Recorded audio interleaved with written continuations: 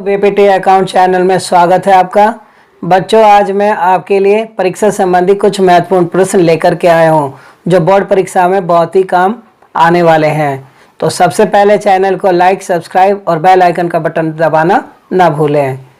बच्चों, ये प्रश्न अधिकांश बोर्ड परीक्षा में पूछा जाता है। ख्याति के मूल्यांकन की विधियाँ, इसके मेथड्स जो होते हैं बच्चों, हमारे 5 मेथड्स हैं। पहला ले रहा हूँ मैं, पिछले कुछ वर्षों के औसत लाभ के आधार पर।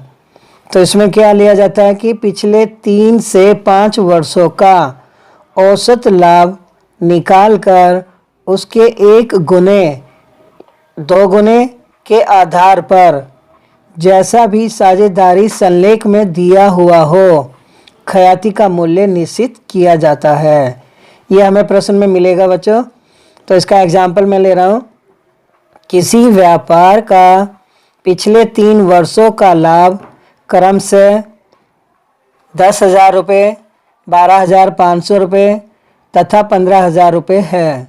साझेदारी संलेख के अनुसार ख्याति का मूल्य पिछले 3 वर्षों का औसत लाभ के 2 गुने के अथवा 2 वर्ष के क्रय मूल्य के बराबर होगा।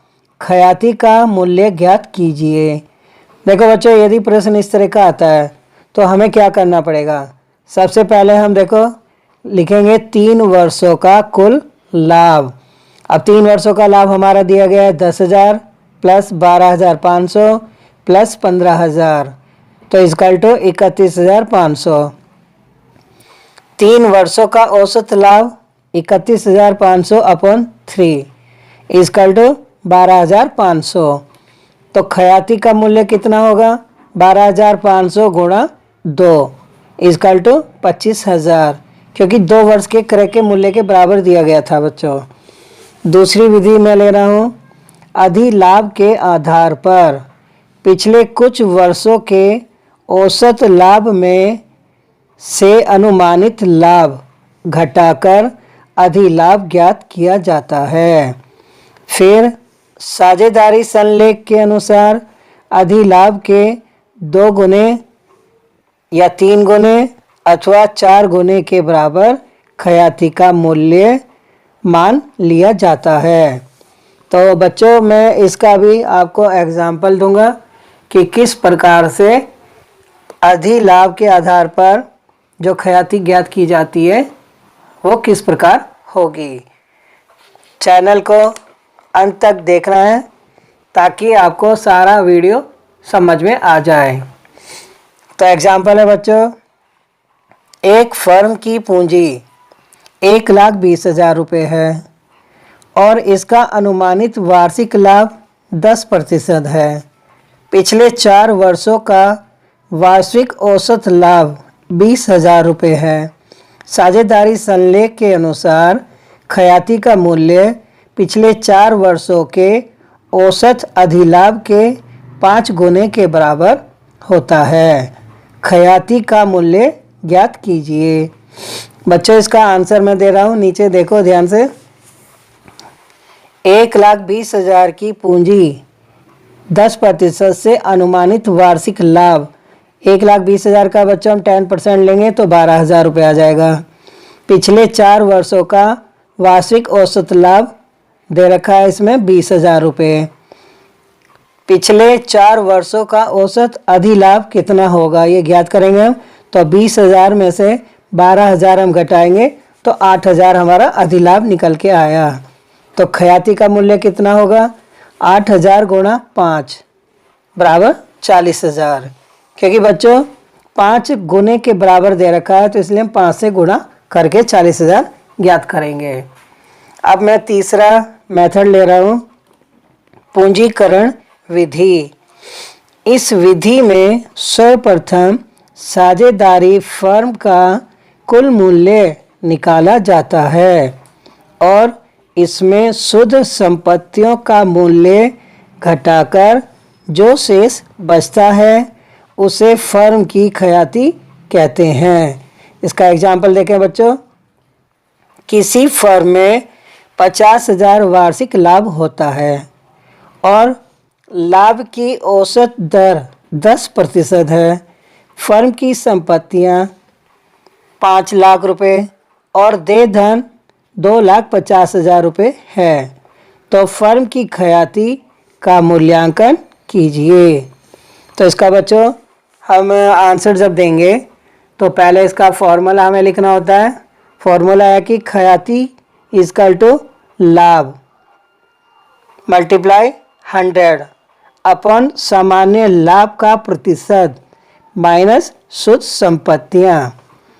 तो बच्चों इसको देखते हैं कैसे लिखा जाता है।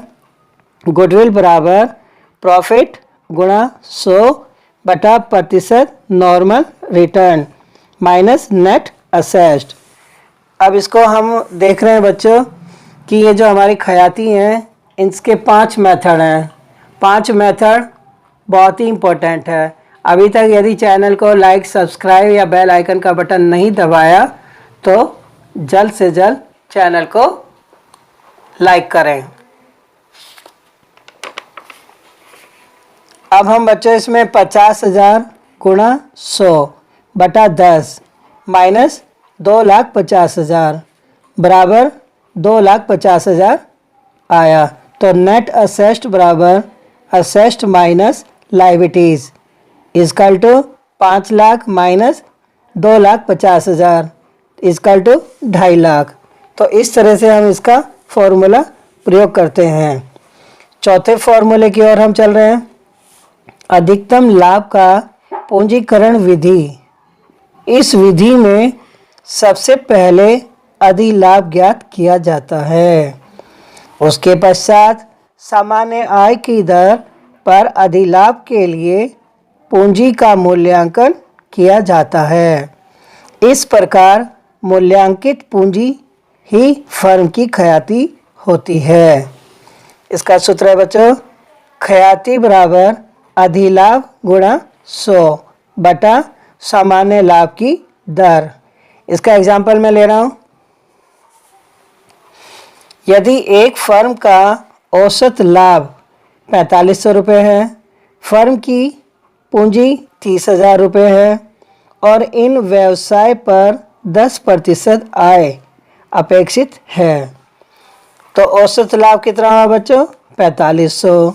सामान्य लाभ हुआ हमारा 30,000 गुणा 10 बटा 100 बराबर 3,000।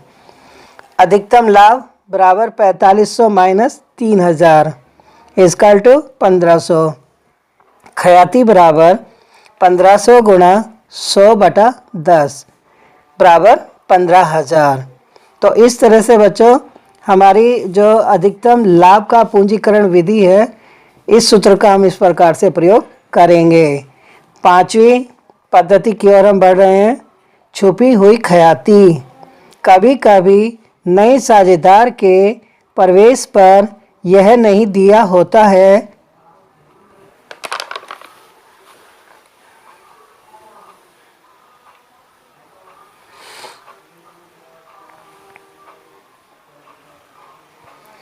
कि ख्याति खाता किस मूल्य से खोलता है।